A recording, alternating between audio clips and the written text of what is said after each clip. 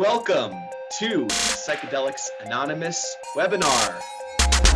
Today, I am honored to be accompanied by Dr. Peter Sjöstedt-Hughes. Dr. Sjöstedt-Hughes is a philosopher of mind and metaphysics who specializes in the thought of Whitehead, Nietzsche, and Spinoza, and in fields pertaining to panpsychism and altered states of consciousness. Following his degree in Continental Philosophy at the University of Warwick, he became a philosophy lecturer in London for 6 years, after which he pursued his PhD at the University of Exeter, where he is now a research fellow and lecturer.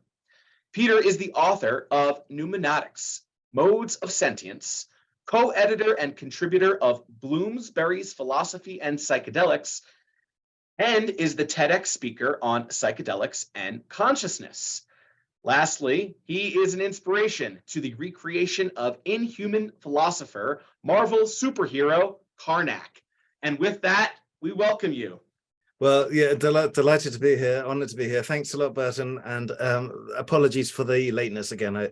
Trains, British trains always late, so there you go, that's my excuse. But a pleasure to be here. Thanks for the invitation. It's an honor and a pleasure.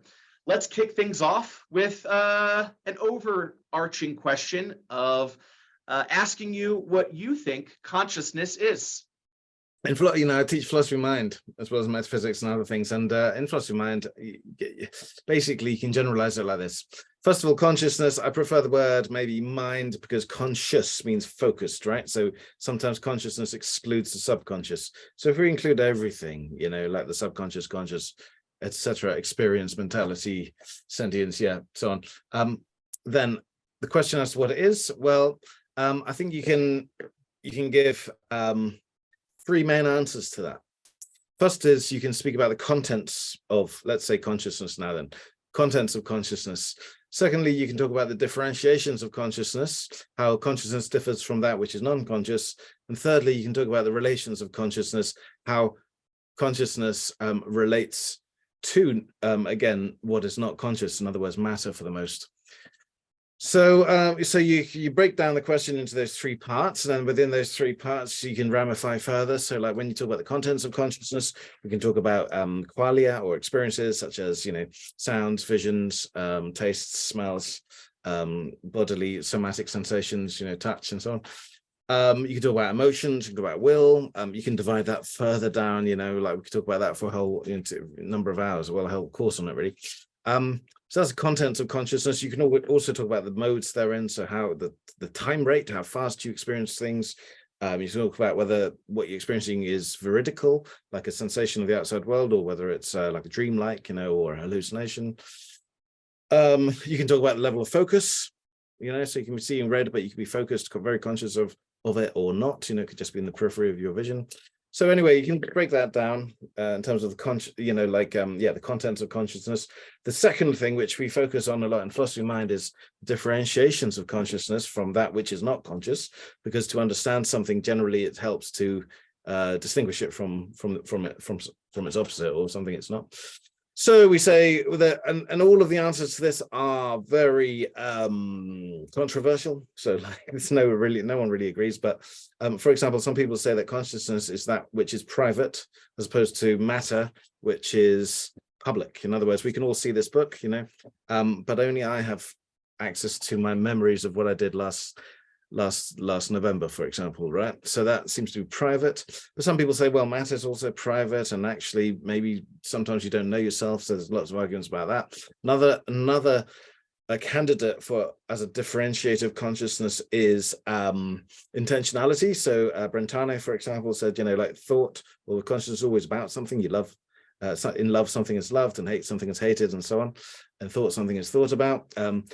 Mind has that, consciousness has that, physical objects don't have that, it seems, but you can question that. There are forms of maybe moods are not about anything. Certain psychedelic states seem to have no object, like especially 5-MeO DMT state. Could talk about later if you like. And maybe matter is about something, like the spin, collocation and so on. So another differentiator is space, from Descartes, like physical things are spatial. But whereas my fear doesn't seem spatial, William James said that's completely absurd, because you can have spatial, images in your imagination, triangles and whatever, etc., etc. So there's loads of ways to differentiate consciousness from that which is not conscious, but they're all disputed. And then thirdly, the relations of consciousness. So then you get into metaphysics of mind. So theories about how they relate. So is mind a substance separate from matter as a substance which interacts, dualism? Is mind reducible to matter in terms of emerging from it or being it? Idealism, is the matter actually a projection of the mind? Kant's theory, for example. You can get neutral monism, sort of Spinoza, really, that mind and matter are both expressions of one substance, which is neither mind nor matter in its totality, and so thus the neutral prefix. And then you get ideas of the transcendent, Plato, Whitehead, people like that, Santayana. They believe that in order to be conscious, you need to somehow take in something which exists beyond space and time. So those are there's a broad category of different relations of mind to matter, which I've actually sort of drawn up in the metaphysics matrix of a recent paper that everyone can download for free. So so there's no easy answer to that question, what is consciousness? It sort of just leads to many other questions. And spoken like a true philosopher. And we're going to get into some of those terms that you invoked, like dualism and idealism, as we cover briefly these different schools of thought. But before we get there, something that you have spoken to in your previous talks is the hard problem of consciousness. What does that mean? Well, that term was coined by an Australian philosopher called David Chalmers in 1995. And really, it's just a new term for an old problem, thousands of years old, really, although it gained new impetus in the 17th century. But it's the problem of, I think, why is there any consciousness correlated to brain activity or bodily activity or any activity? Why does it exist at all? And then so the hard problem of consciousness is, the way Chalmers formulated it was in terms of emergence. So he said, how does mind emerge from matter, from the brain matter, for example? I think that's almost presupposing too much, because you think therefore that mind does emerge from brain matter. There are other theories that the brain picks it up, for example, goes the other way, and so on. But the ultimate, the mind matter mystery, which is about the term really than the hard problem consciousness, is how do mind and matter relate? And even if they are the same thing, mind and matter, the question then becomes, well, why do they seem different? And how do those seeming different things relate, or why do we think of them as different? So it's hard problem. So how do they relate? Well, the options are related to the metaphysics of mind. So maybe brain matter produces mind, maybe matter is mind, maybe mind produces matter, so on and so forth. So it's the relation, so we can never discover this by doing brain science, cognitive science, neuroscience, because what you'd get there is what they're looking for generally are the neural correlates of consciousness. Let's say we find the perfect neural correlates of consciousness, so we know exactly what's going on in the human brain if we feel fear or whatever, that simply just presents the question again, okay, so why are they correlated? Why are they correlates? It doesn't answer that problem. So therefore we see that an answer has to be more logical than purely biological. And thus the question becomes interdisciplinary. Yes, and as a neurologist, one of the paradigms that I have heard shared is the construct that perhaps the brain is a receiver of sorts that is tapping into or dialing into a certain wavelength. And when that equipment, just like a television set, if it were to break, that wavelength and frequency still exists, but yet the machinery just isn't able to decipher it. How do you feel about that analogy? In psychedelic circles, Aldous Huxley was pretty sympathetic to this view, and he was basing that view on the French philosopher Henri Bergson, who used, not the television, but the radio. You see, there's a lot of respectable scientists and philosophers who have held that view, like Gustav Fechner, the founder of psychophysics, for example, held that view. But you get it, in ancient times as well. So it's the view that the brain is not the producer of the mind. The brain is not therefore sufficient for consciousness. Maybe it's necessary, but it's not enough. It's not sufficient. How do I think about it? I generally say these days that I entertain ideas rather than believe anything. It's because anything that I could say to you, I think it's this way.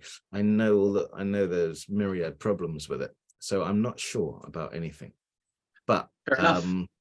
I respect that. But I have got my preferences.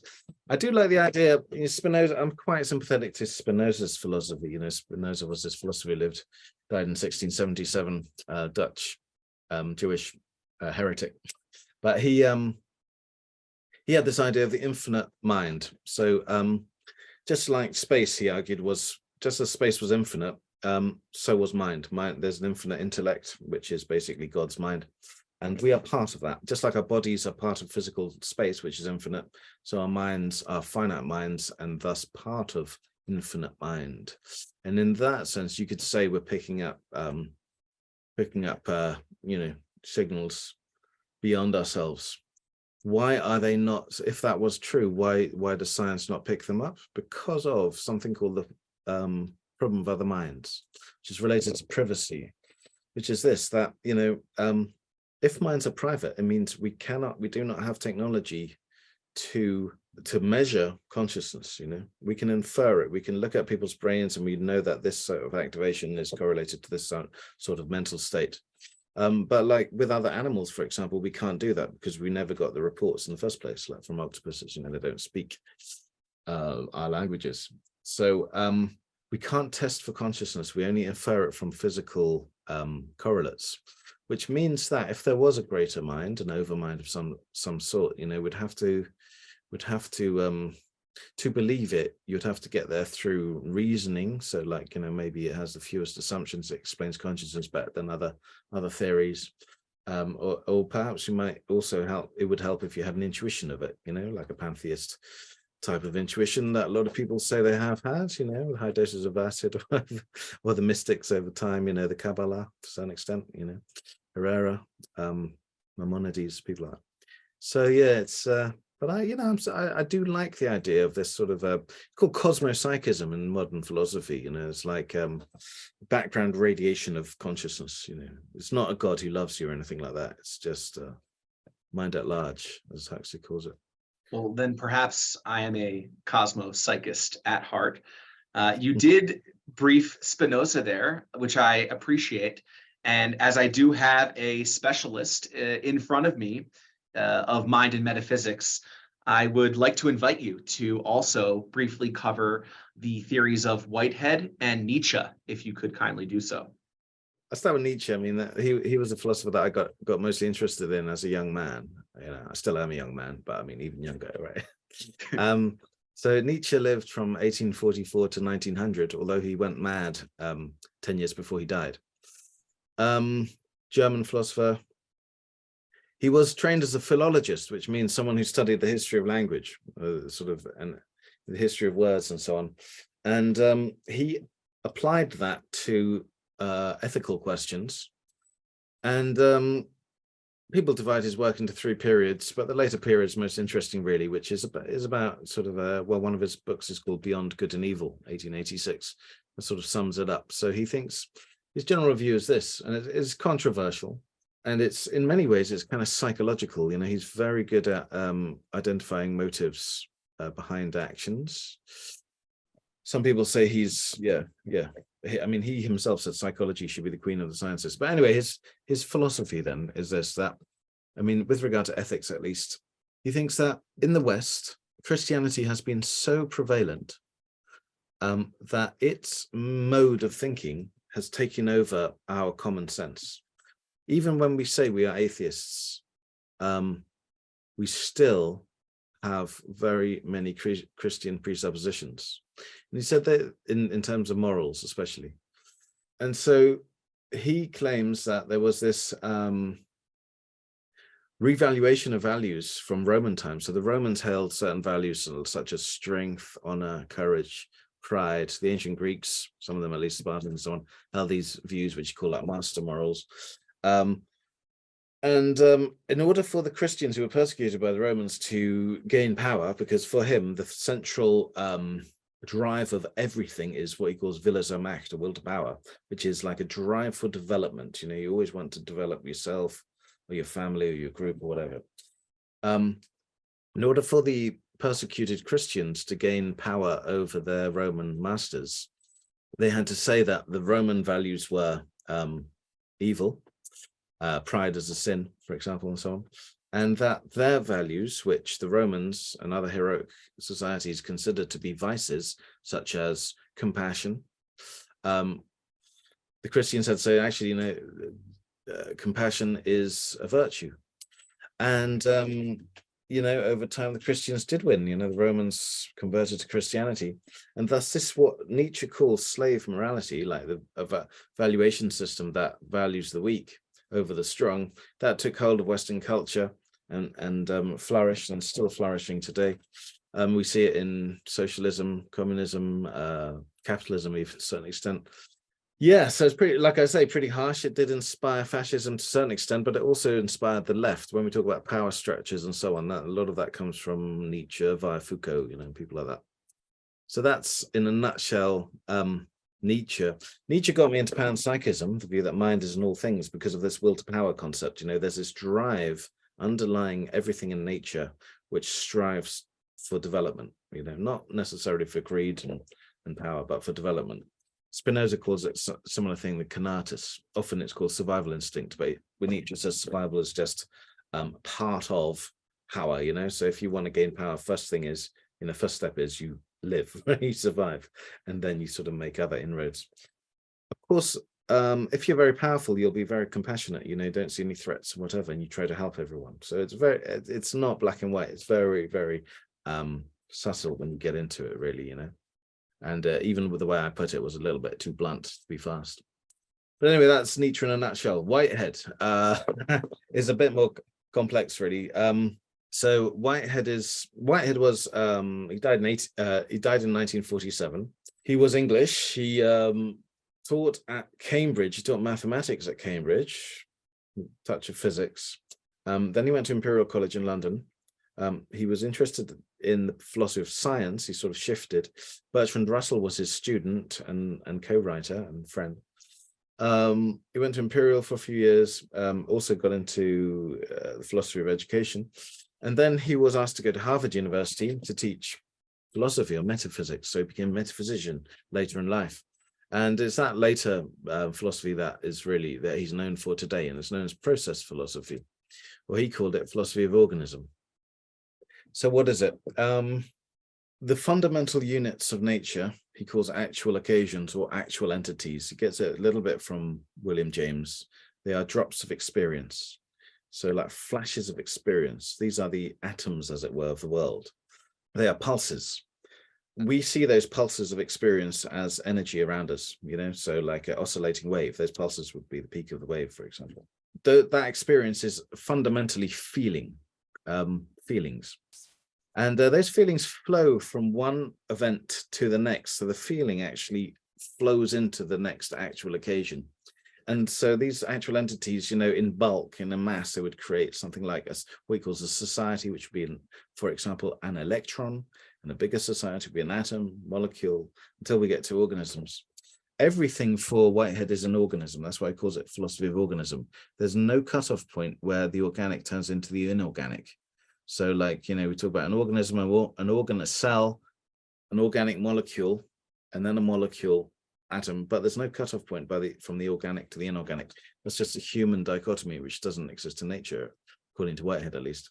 So yeah, we experience our own human experience. We have feelings that flow from one pulse of experience to the next.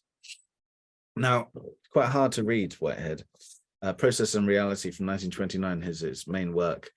He believes that he's a panentheist, which means that he believes that God is nature and more than nature. All of the flashes of experience that occur in the world are also experiences of God as a whole. but God is more than nature because there also exists the realm of transcendent forms, somewhat in the Platonic sense, which exists outside of space and time. So again, for consciousness, you need this realm outside of the physical world. Why? Well, he's a transcendentalist, meaning that he believes that, I mean, as a former mathematician, especially, it's very common with mathematicians and logicians, he believes that possibilities exist. They have their own ontological status. He believes that mathematical truths exist, like Pythagorean theorem exists. And it exists in a special kind of way. It exists whether someone's thought about it or not. It exists always as a possibility. So, and he, for Whitehead, that potential realm is an aspect of God, and that's why he's a panentheist as opposed to a pantheist like Spinoza. And he also believes that creativity is the fundamental drive of the universe. Beyond God, the fundamental tenet is creativity. So we can't predict the future, because the laws, everything's in flux for him. Everything's evolving. Even the laws of nature are evolving. They're not set in stone as they are for, most scientists today and Spinoza and so on. They are just regularities that we observe, over billions of years, they will change, as Hume even speculated. Even the 3 dimensions of our present epoch might change in the future, to more. He says, it's arbitrary that we have 3 dimensions of space. And arbitrariness suggests that things can change. Electromagnetism, we're living in an electromagnetic universe at the moment, that could change as well. Creativity is the fundamental drive of everything, not power like Nietzsche, but creativity and aesthetics, I should say as well. So creativity is linked to aesthetics. God wants to experience intense aesthetic emotion, feeling. So the God is quite a hedonist in a way, and he's, again, some people think Whitehead's God is a little bit not really a loving God, a bit like Spinoza's God. Spinoza says, God doesn't love you. So it's a little bit like that, a bit like Aristotle's God, the prime mover as well, as your. Anyway, yeah. So I mean, I would suggest people who I can't do it justice in a few minutes, but I suggest people interested in Whitehead look at his book Modes of Thought. It's a later book of his, which kind of offers a summary of his of his philosophy generally. It's a really good read, relatively accessible. Excellent. I think, in fact, that laid quite a solid foundation for the next part of our conversation, having that prelude. There are a couple additional definitions that I would like for you to provide before we foray into the world of how all of this relates to psychedelics and psychedelic therapy. So with that, you mentioned the term panpsychism. I think it would be helpful to define that a little deeper, and then also mention how we define teleology and metaphysics. I'll start with panpsychism then. So pan means all, and psychism comes from psyche, all mind or soul. Mind I prefer because soul connotes dualism quite often. So everything has a mind, that's panpsychism. But by everything, you have to be careful to differentiate, as Bruno did hundreds of years ago. You have to differentiate aggregates from real subjective units. So an aggregate would be my shirt, Panpsychists don't believe that this shirt has, as a whole, one consciousness because it's not self-sufficient. So this is a problem in panpsychism, how to really, differentiate units. So like for Whitehead, it would be that actual entity would be a unit, For Leibniz, a monad. For Koestler, a holon, For Varela, something like autopoiesis, I suppose, although he's not a panpsychist. But so anyway, a plant would have a type of consciousness, an animal such as a human has a unit of subjectivity. But numbers don't have subjectivity, for example. Things that are transcendent, if you believe that, they don't have there's no psyche there. So from human to mouse to a crab, a lobster to an insect to a fungus to a plant to a molecule, atoms, the subatomic, each of those organisms or self-sufficient units, panpsychists believe have an element of sentience. Now, there are different types of panpsychism. So you can get dualist versions, you can get physicalist versions even, interestingly, although some people think that's an oxymoron. But the modern versions generally are monist, right? By which I mean this. It's not that everything has like an additional soul attached to it. It's rather that our understanding of what matter is insufficient. You look at our concept of matter, look at it through the ages, and we see how it has evolved. You know, the concept has evolved from extension, you know, spatiality, to having mass, to having charge, spin, and so on and so forth, you know. And it's constantly changing. You know, we're adding on properties all the time. So we shouldn't think that what we understand by matter, energy today is what it is, you know. That would be a fallacy almost of pessimistic induction, I think it was called. So we don't understand matter fully. So the panpsychist believes that if we did fully understand, if we had a concrete, sufficient understanding of matter, that would include mind within it. And thus, and this is why we get into all these problems, the hard problem of consciousness or whatever, not because we don't understand mind so much, but rather because we don't understand matter. Panpsychism was coined by a Renaissance philosopher called Patrizzi. The ancient Greeks, I mean, generally believed like plants had basic forms of consciousness, you know, like the love for the sun or for the water in its roots, you know. It was only really in the 1600s that, in the West at least, we suddenly thought that actually, no, everything is not really sentient, rather it's more like a machine, you know, and then that was mechanism, you know, which we're still under that way of thinking, I think. So we try to understand everything like a mechanism. You know, this was good reasons for this, and instigated the scientific revolution. But Whitehead blames it on Descartes. He said, you know, Descartes split mind from matter, and he said, you know, they interact somehow in the pineal gland, right, in the center of the brain. No one really bought that, you know. Well, actually, a lot of people bought it, but philosophers never really bought this. Scientists never really bought this. Princess of Bohemia never bought it during Descartes' lifetime, even. So I had discussions with him about it. Spinoza didn't buy it. That's why he became monist and said, listen, mind and matter are not two separate things, rather they're one thing. They're just two expressions of the same thing. Spinoza was a monist. So we had this split in the 17th century in the West, where we believe that matter was completely insentient. You know, it's an alien way of thinking to start with, but now it seems quite normal. And then we get to this problem at the end of the road, where we think, okay, if everything's like completely insentient, how the hell does consciousness come out of the insentient? Then we get so the hard problem of consciousness is a kind of indicator that something's gone wrong in our general framework of understanding reality. Panpsychism, I think, helps us, you know, the reason it's become popular in the last 10 years or so is because it's like, okay, so this way of thinking is not fully working. So let's go back to basics and question like whole conceptualization of nature in the first place. It's also related to this thing. This relates to the hard problem of consciousness, something I should have said, you know. It's called, and maybe you won't like this as a neuroscientist, but it's called, we call it in philosophy, neuroessentialism, right? Which is the view that is the belief that a brain is necessary and sufficient for consciousness, which would therefore exclude like starfish from having consciousness, or single-celled organisms, or plants, or fungi, whatever. The problem with that is the problem with neuroessentialism is can't be proved. You know, it's not really a scientific viewpoint. We can't prove that a brain is necessary and sufficient for consciousness. There may be other things that can be used for consciousness, like AI, for example. You know, there's a big debate today. So this is a faith position to believe that a brain is necessary and sufficient. If you don't believe that, then you sort of slip into panpsychism quite easily. And you see, therefore, that it's quite a rational viewpoint. You know, it's not to do with the New Age or anything religious, really. You know, it's a secular viewpoint in its core. That was panpsychism.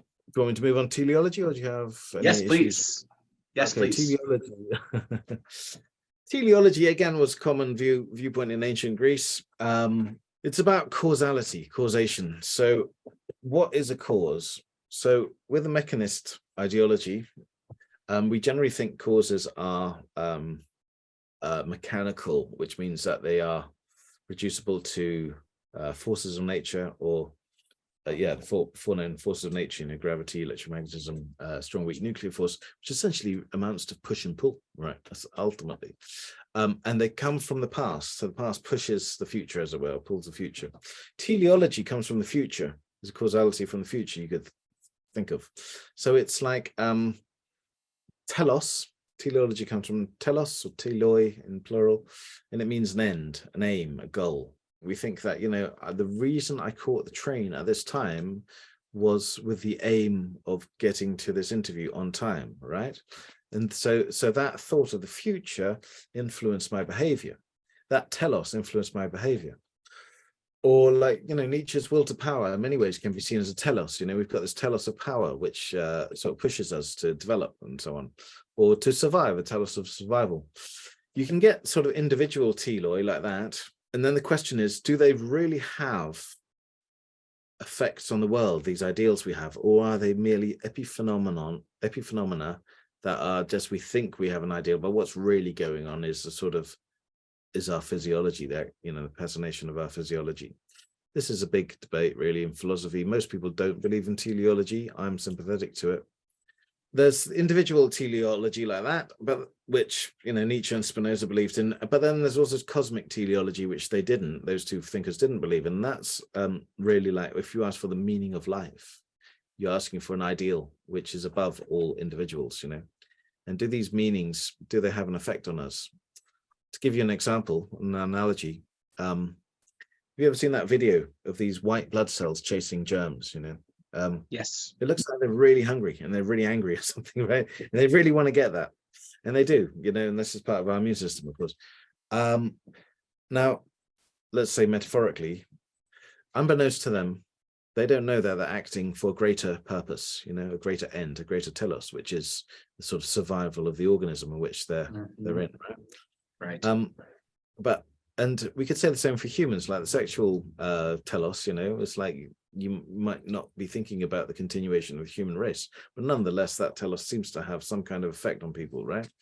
And so then the question becomes, are there even greater layers of teloi that affect us, of which we're not conscious? Are there ideals? Like, for example, people like Bergson and Whitehead to a certain extent, and others, de Chardin, they think that there's an evolutionary ideal. So evolution is sort of moving up to these ideals.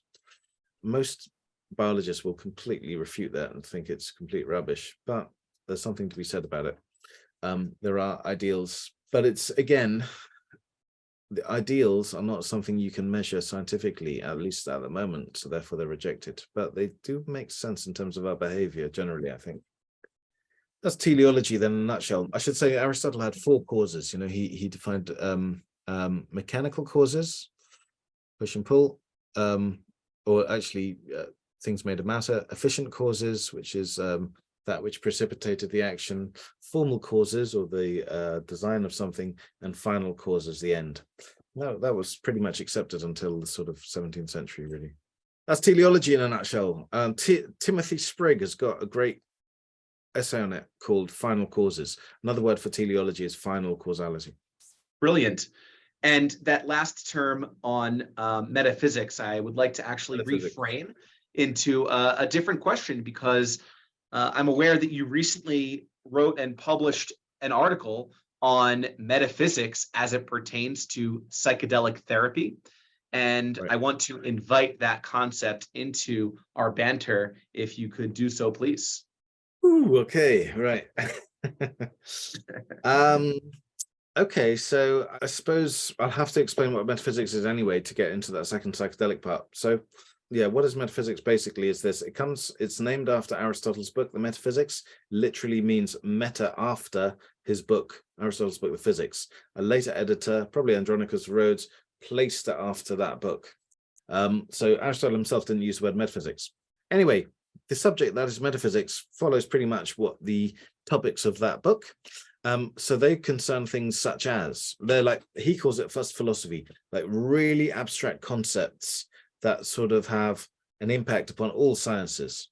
So things like causality, like we've been discussing, what is causation, what really moves things, what changes people's minds and so on. Questions such as identity, what does identity mean? What is necessity, possibility, potentiality? also the metaphysics of mind. What is mind and how does it relate to matter? So metaphysics of mind is part of metaphysics, also part of philosophy of mind. In book 12 of the metaphysics, Aristotle's metaphysics, there's the theology, so deity. So like, what is the ultimate final cause? The ultimate telos for Aristotle is prime mover, the uncaused cause, which is basically his God. But what it really amounts to is thought thinking about itself. And this, everything strives to be perfect like God. So this begins the sort of circulation of the stars, then has a knock-on effect here. I mean, it's not really believable these days, but nonetheless quite beautiful. It's like poetic in many ways. And there's perhaps something to be said about it, like, again, an ultimate meaning of life, of the cosmos. So anyway, metaphysics then involves those things. And I've taught metaphysics at the University of Exeter, and it's like, quite bitty today. So it's like let's do one session on mental causation. Let's do another session on what identity means. Let's do another session on modality, necessity, possibility, what's impossible, stuff like that. But in the past, metaphysics had metaphysical systems, like beautiful, like complete systems that usually one thinker would put forward. So like Spinozism is a metaphysical system, Hegelianism, so on and so forth, transcendental idealism, dualism, whatever. And they battle it out in terms of reason. So that's what metaphysics is. And the interesting thing about metaphysics is this, that it has both, and this comes to the psychedelics now, it has both an intellectual component, so that's what you study at university and so on, but it also has an experiential component. So let's take, for example, one of my favorite examples, Spinozism, right? So Spinoza presents a view of nature where God is nature, and humans have only got two ways of accessing that fundamental nature, which he also calls God, which he also calls substance. And those two ways of accessing that core reality is through mind and through matter, or basically speaking, thought and extension. But there are an infinity of other ways of seeing it as well. And so there's a whole view of nature which is very different from like the Christian way of looking at things, or the more sort of materialistic way of seeing things, or whatever. Now you can read like Spinoza's Ethics and spend years sort of getting into the nitty-gritty. I mean, it's very detailed with axioms and propositions and corollaries and so on. But interestingly, you can also have, if you accept like the words of Deleuze and Roland and people like that, you can have like a flash of Spinozism. You see the whole system, boom, in one intuition. Spinoza himself, interestingly, said that there's a form of intuition, third kind of knowledge, where you can have these kind of oceanic experiences. So we could be talking. So there's two ways, in other words, of gaining access to metaphysical systems. One is intellect, one is intuition. And this is where psychedelics come in. So in the last 10 years, we're going through the so-called psychedelic renaissance, and the therapy, which is now becoming a massive industry. In fact, we've got a course at Exeter University starting in January, positioned to teach people about this coming industry. But at the moment, psychedelic assisted therapy involves three stages. One is preparatory stage, where the therapist, usually male or female, get to know the patient, talk about the problems, their life, and so on. And the second phase is, of course, the drug session itself, or whether that be with psilocybin or ketamine or MDMA, or whatever it may be. 5-MeO DMT, we're doing trials on that for depression, even. And then the third stage is the integration stage, where the experience that a person has had is spoken about, and the therapist try to make sense of that experience and try to tie it in with the person's life to make it significant, so that mental health outcomes are amplified. Now, we do this psychedelic colloquium at Exeter University every 2 weeks, and we've had people come in, therapists come in, neuroscientists come in the psychedelic world to talk about their experience. And when I ask about the integration phase, there's always a different answer, and it's always a bit ambiguous. We do talk therapy, something like this, and I never get a straight answer. So I looked at the literature on it, and I spoke to more therapists in detail, and I realized that basically with psychedelic experiences, many of them are considered mystical, right? But some of them are more than mystical. Like you have idealist experiences, which is not part of mysticism generally, but it is part of metaphysics. So it's my contention that it would help therapists if they were trained as well in, rudimentary metaphysics, so that if someone says, listen, I thought the universe was God, or something like that, right? Instead of sort of talking about how it relates to their father, maybe, or something like this, they can actually like draw upon, hundreds of years, if not thousands of years of thought, and thus showing the person that, the intuition they had might not be a hallucination, might not be a delusion, there might be some element of truth in it. And by doing that, the conjecture is that you actually amplify the benefit, the therapeutic benefit of it, because there is some evidence showing that certain types of metaphysical experience are correlated to the greatest mental health outcomes. So if in the integration you can amplify that, then the conjecture, and it hasn't been tested yet, but it could be tested, then the outcome would be longer lasting. Why? Because to speculate, and that's, I'm a philosopher, not a scientist, so I'm allowed to speculate. A person who has, like, let's say, a person who's never studied philosophy or psychology or whatever, has this, let's say, this feeling that everything is one, some kind of monist feeling. If they don't know that a lot of, there's a lot of thought behind this and there's reasons to believe it, they might think a few weeks later, well, that was a really inspiring experience and I saw myself and I saw the grander scheme of things.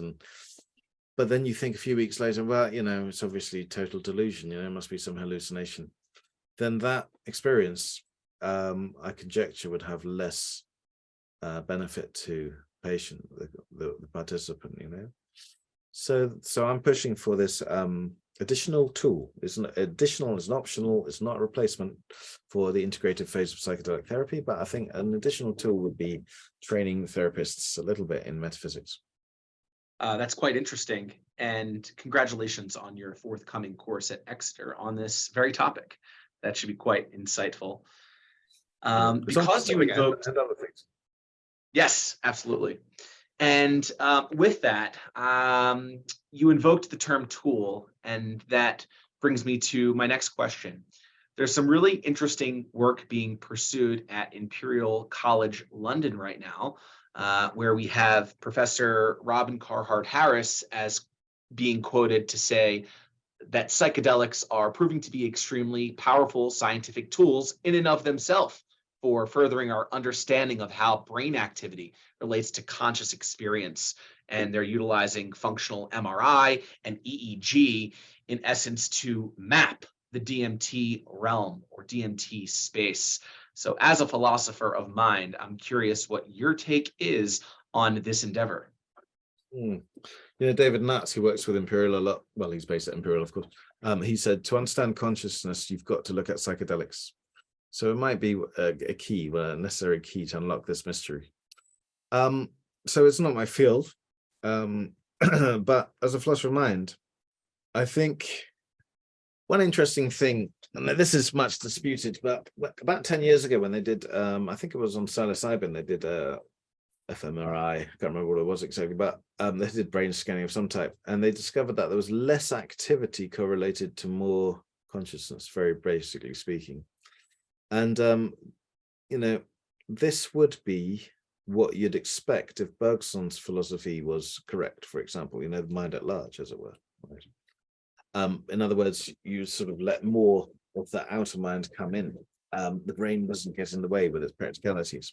That would be an interesting thing. I don't know whether, I think there's a lot of people who have disputed that, though. They said, yes, there's less activity in one region of the brain, but more in another. Whether that's correlated to consciousness, I don't know. Another interesting thing, I think, is related to psychedelic brain science is what we call in philosophy of mind multiple realization, right? Which is this, that, in the 1950s, it used to be, it was a core belief that mind was the brain. So like hunger was a form of activity in the brain, the human brain. But then some other philosophers said, well, if that were the case, that would mean that other creatures such as octopuses couldn't feel hunger because they haven't got human brains, right? So in other words, hunger must be realized not only in human brains, but also in octopus brains and dog brains and insect brains, whatever, right? And that's called multiple realization. So what I find quite interesting is, with regard to psychedelics, The classic psychedelics act on the serotonin receptors, specific serotonin receptors, the classic psychedelics. But there are other psychedelics, I classify them psychedelics, such as especially Salvia divinorum, which acts on completely different receptors. Yet the phenomenology is somewhat similar to those other psychedelics. Now, why would that be? Could it be that there's some similarity down the line? I don't know, but that would be worth investigating, I think. Another interesting thing is, again, neuroessentialism. I mean, at the moment, when we're scanning people for, on psychedelics, like they do at Imperial, they're looking only at the brain. But why not look at the whole body, Again, it's kind of like a metaphysical axiom that we only need to look at the brain. Looking at the body, the correlations of the body will be pointless.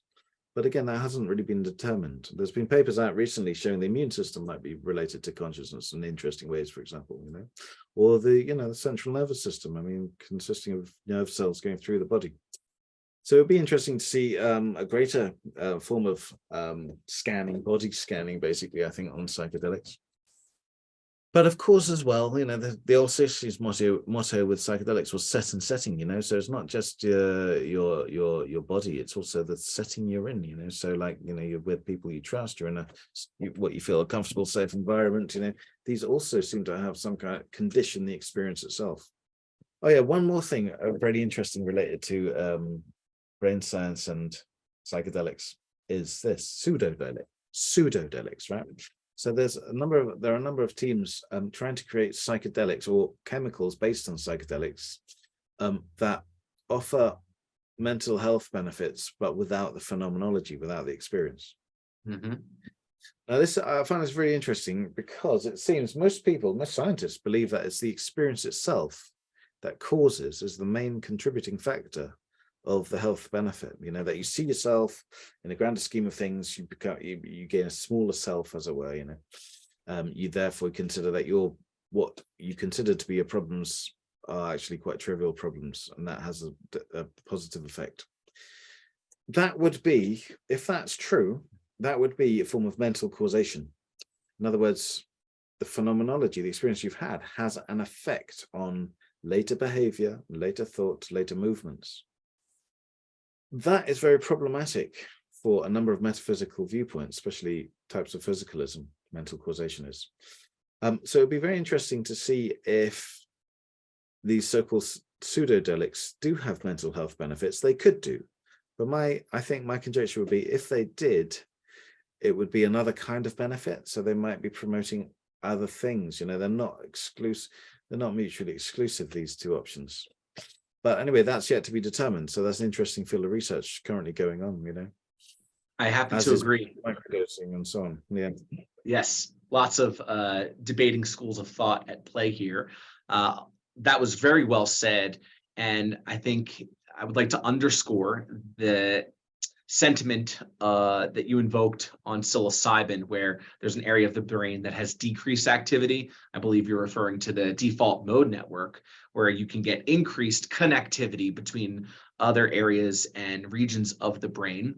And to your point, octopuses don't have a default mode network, and yet we know through the work of Dr. Gould Dolan at Johns Hopkins that they can still respond to psychedelics. And also to respond to this new novel entity of pseudodelics that are removing the trip or the psychedelic alteration from the therapeutics, it is quite interesting. Is it an anti-inflammatory effect?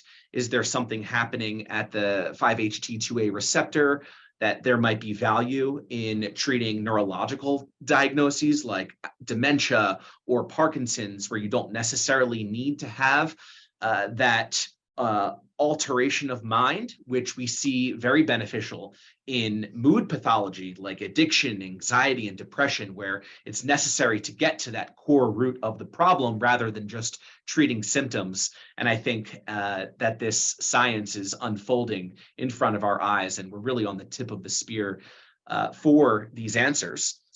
One thing I want to ask you is, as it pertains to 5-MeO-DMT, this is not something that I know much about, and it's something that you invoked at the outset of our talk. And perhaps there's some unique qualities to this therapeutic that make it unique. So I'm hopeful that you can shed some additional light on 5-MeO-DMT. Okay. Yeah. Well, first of all, what you said, yeah, no, we're on the same page. Excellent. Yeah, nice to see your angle there. But we have to be open-minded to it all, as we both are. Obviously, there's a lot of unanswered questions here. 5-MeO-DMT. Yeah. Okay. So it's most, it's very, very powerful drug. It comes from the Sonoran desert toad, and also some vines and so on. You get a synthetic version of it.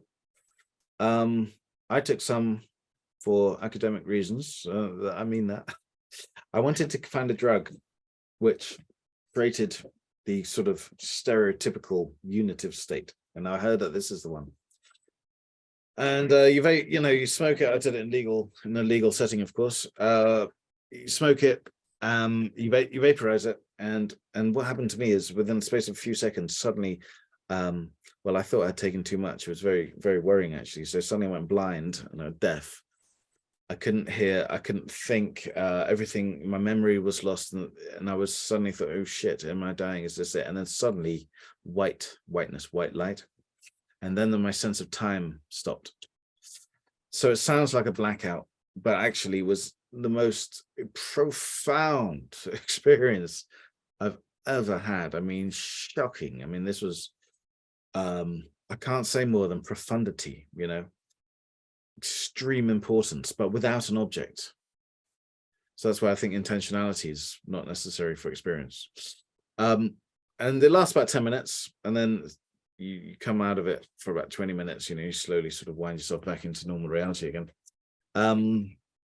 So very powerful, very overwhelming. They are testing it now for treatment-resistant depression, for example. There's a nasal spray even, and other forms. So for me, it's not obviously a therapeutic drug, because it's just like an extreme ontological shock. But maybe this is how it could work. It could sort of, as a last resort, it could give people a completely new perspective on reality and themselves in that reality. So to get out of a rut, at least that's how it might work experientially. But again, these tests are ongoing, so I don't want to, don't want to predict the future. Fair enough. And we are approaching the top of the hour.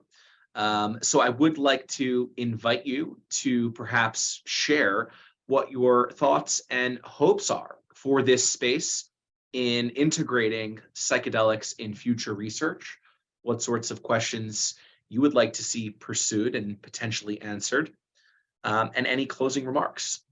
Well, I suppose, from a personal point of view, I would like to see more philosophy engaged with this field. At the moment, it's kind of being kept by psychologists, neuroscientists, and so on, which is, brilliant, because that's how it's become more acceptable in many ways, as a therapy. But obviously, with the metaphysical experiences, there's a lot that philosophers can contribute, I believe, and we have conferences now, philosophy psychedelics conferences, and so on.